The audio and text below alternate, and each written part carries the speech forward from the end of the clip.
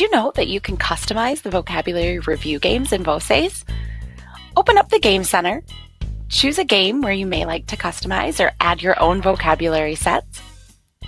Now click on Create Sets, and then create a new set. Here you'll be able to give that set a name.